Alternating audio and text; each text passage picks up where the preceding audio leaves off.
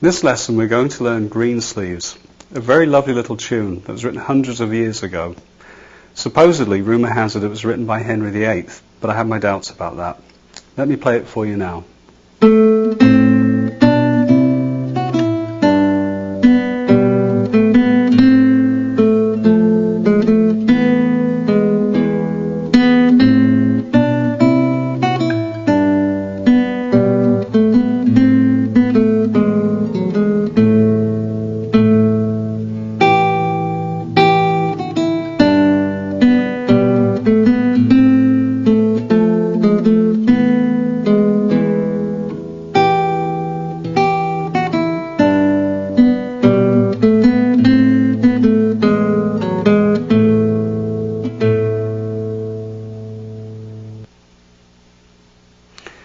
To begin with, you need to press your middle finger on the 3rd string 2nd fret, which is an A.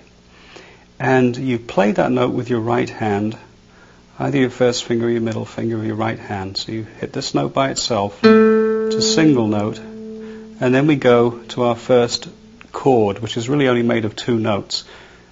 We need our first finger on C, and the other note in the chord is the open 5th string. So we play the 5th string and the 2nd string at the same time.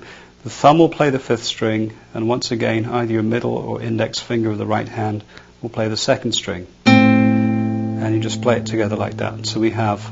Then moving on, we have another chord, again a 2-note chord, and the proper way to place your fingers with this chord would be middle finger on the 5th string 2nd fret and little finger on the 2nd string 3rd fret, like that. And again, the right hand plays the same 2 strings. So we have, and then for the next chord we have the 3rd finger on C, which is 5th string 3rd fret, and we hit the 5th string and the 1st string with the right hand to get that. So from the beginning we have.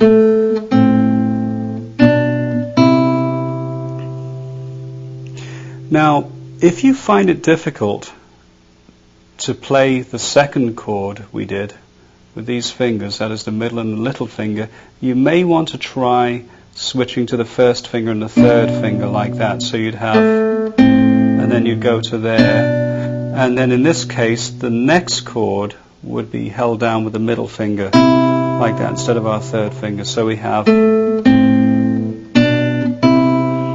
that point there.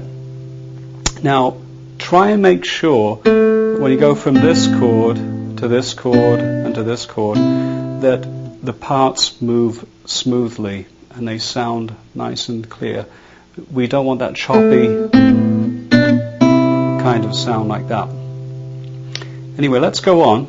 So we have this. I'm going to use these fingers. And then we have an F sharp on the 1st string, that's 2nd fret, to an open E.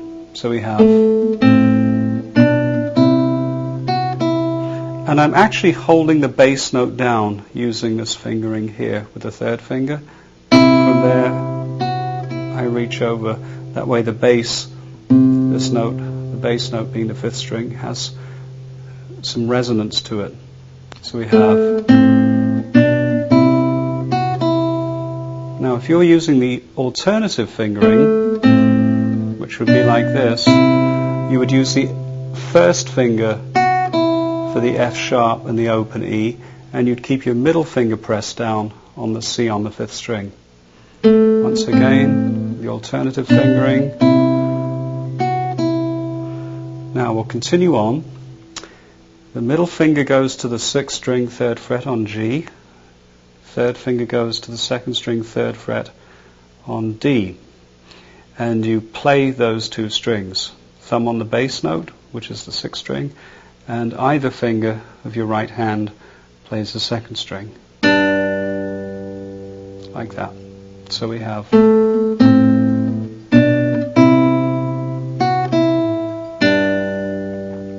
Now the next note is an open B, which is the second string open.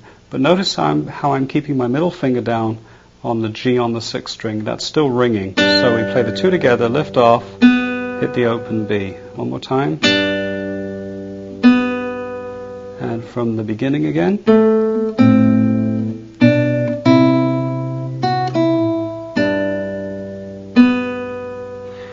And then our next chord is the middle finger goes to the fifth string, second fret, which is a B, and our thumb plays the fifth string while one of our fingers plays the open third string.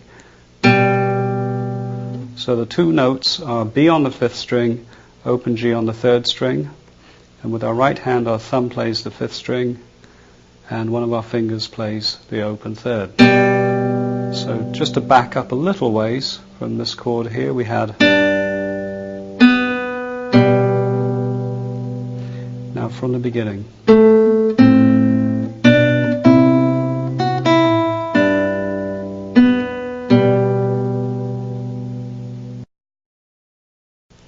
To continue on, we play two single notes now, A, then open B. And I would lift off the middle finger after you've played A as you're playing the B, because you don't want the two notes to blur together. If I keep my finger down, you can hear a bit of a dissonant blurring of the notes. So I'm going to play from the beginning to that point.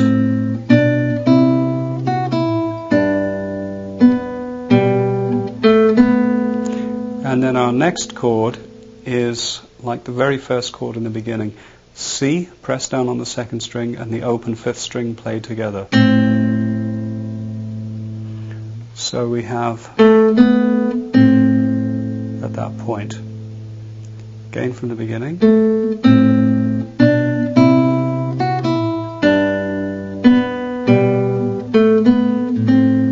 Now we go on, keep that finger down, but move over to A with your middle finger and hit that as a single note by itself. So we have back to A, and now you can lift your first finger off because you're going to need to stretch a little bit with your third finger over to the fourth string and press down behind the third fret, which will give you an F. And you hit those two notes together as a chord. I recommend using your thumb on the fourth string and either your index or middle finger on the third string. That is with your right hand. So we have again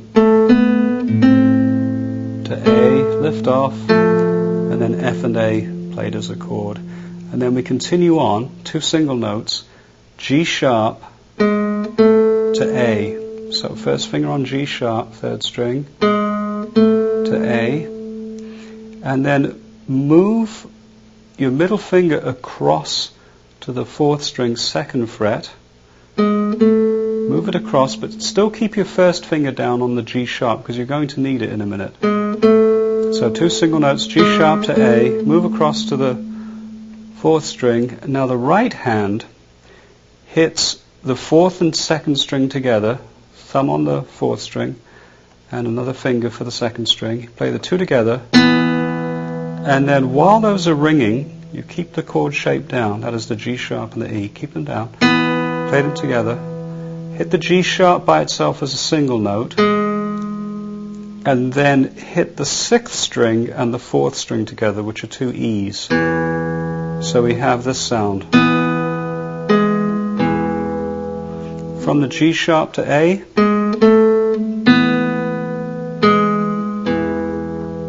you can see it's convenient to keep the G sharp down, even though you're not playing it for a second or two.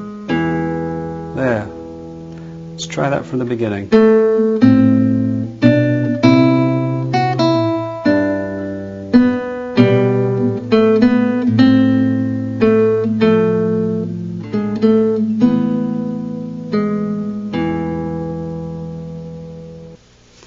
That takes us to the end of the first half of Greensleeves.